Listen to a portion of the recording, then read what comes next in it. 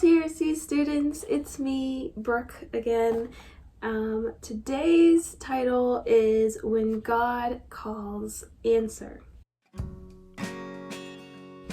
I wanted to kind of go over Isaiah 6:8 today because it's where this new dangerous prayer comes out of.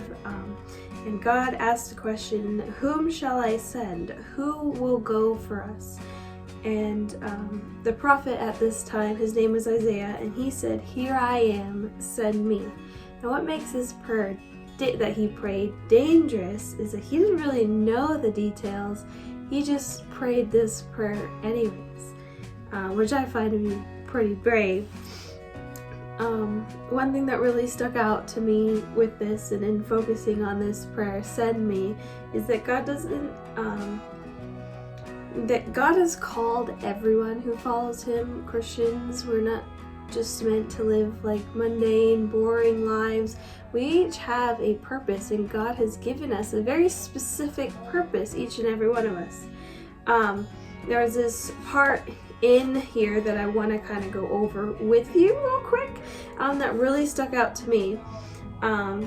Craig Rochelle says, God never calls perfect people. God calls imperfect and flawed people, weak men and women just like you and me.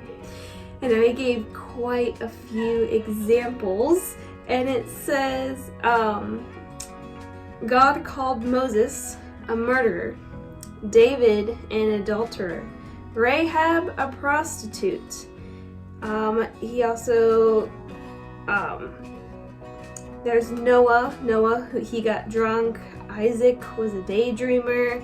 Joseph was abandoned. Gideon, who was afraid. Jeremiah was too young. Abraham was too old. Elijah, who battled depression. Naomi, who became bitter. Martha, who was a worrywart. And John the Baptist, who ate bugs. So if you struggle with in any of these areas, the bugs included, God has a very specific purpose for you.